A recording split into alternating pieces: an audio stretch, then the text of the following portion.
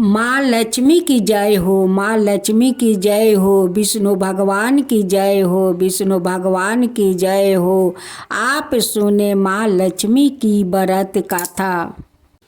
एक बूढ़ा ब्राह्मण था। वो रोज पीपल को जल से सींचता था। पीपल में से रोज एक लड़की निकलती और कहती, पिताजी मैं आपका साथ जाऊंगी। यह सुनते सुनते बूढ़ा दिन पे दिन कमज़ोर होने लगा। तो बुढ़िया ने पूछा कि क्या बात है। बूढ़ा बोला कि पीपल से एक लड़की निकलती है और कहती है कि वह भी मेरे साथ चलेगी। बुढ़िया बोली कि कल ले आना उस लड़की को। जहाँ 6 लड़कियाँ पहले से ही हमारे घर में है, वहाँ 7वीं लड़कियाँ और सही। अगले दिन बूढ़ा उस लड़की को घर ले आया। घर लाने के बाद बूढ़ा आटा मांगने गया तो उसे पहले दिन की अपेक्षा आज ज़्यादा आटा मिला था। जब बुढ़िया वो आटा सानने लगी तो लड़की ने कहा कि लाओ माँ, मैं सान देती हूँ। जब वह आटा सानने बैठी तो परात भर गई।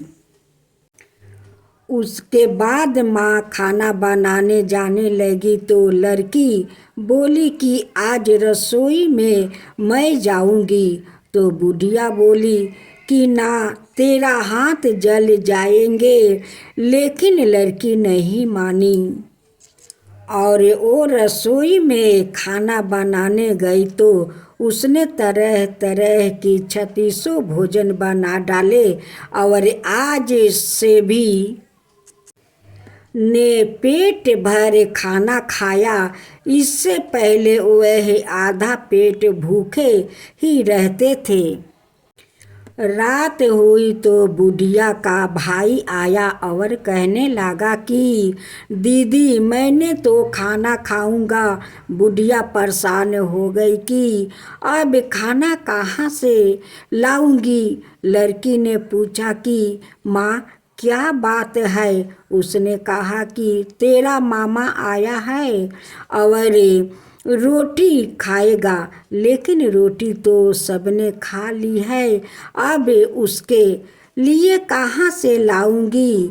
लड़की बोली कि मैं बना दूंगी और वो रसोई में गई और मामा के लिए 36 भोजन बना दिया। मामा ने पेट भर खाया और कहा भी कि ऐसा खाना इससे पहले उसने कभी नहीं खाया है।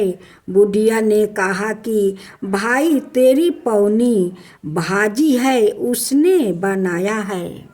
जब शाम हुई तो लड़की बोली कि माँ चौका लगा के चौका का दिया जला देना, कोठे में मैं सोऊंगी।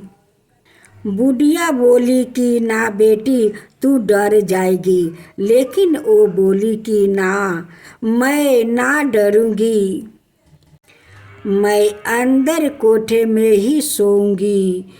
चाहे कोठे में ही जाकर सो गई। आधी रात को लड़की उठी और चारों ओर आंखें परी तो धन ही धन हो गया।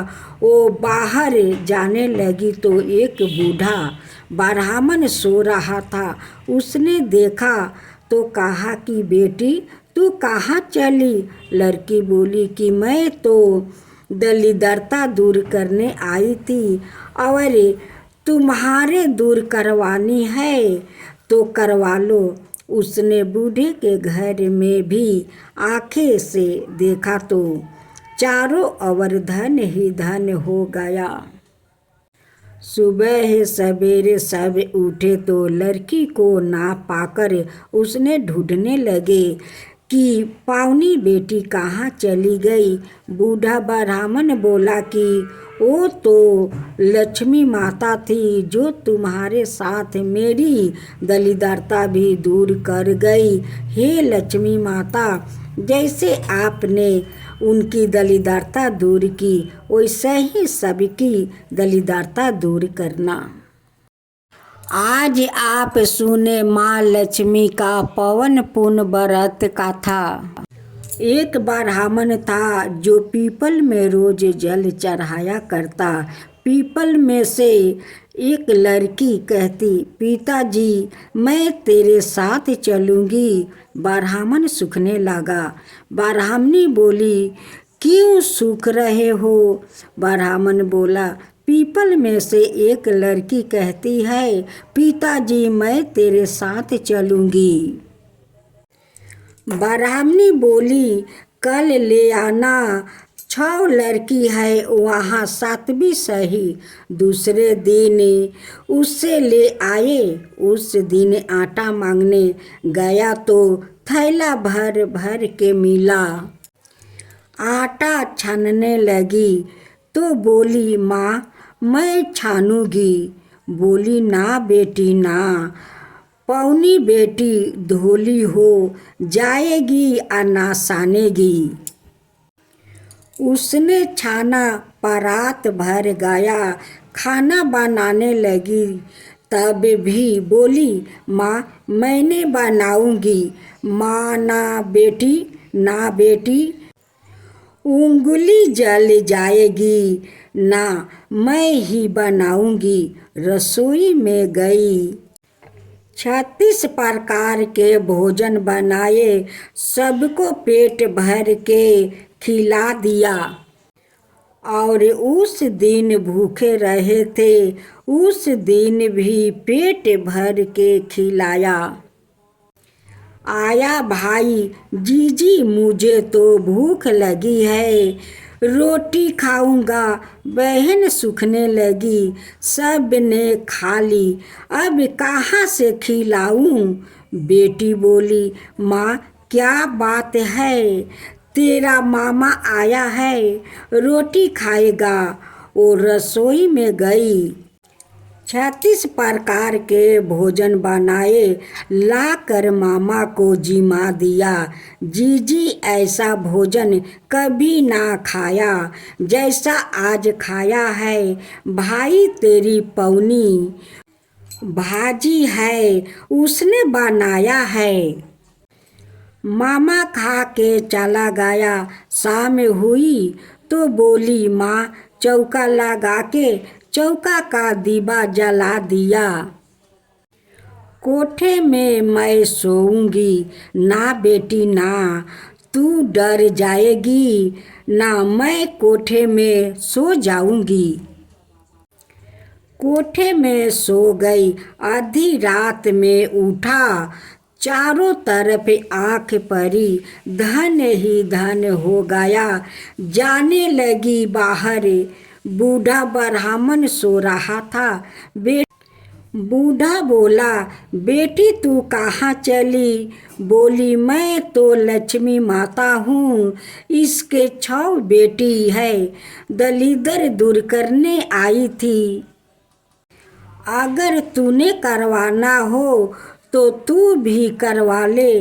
उस घर में चारों तरफ आँख पड़ी तो धन ही धन हो गया।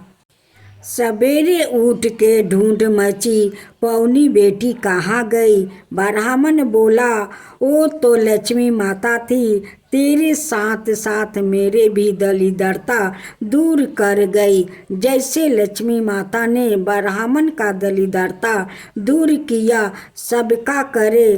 कहते सुनते हुंकार भरते, सबका दूर करे।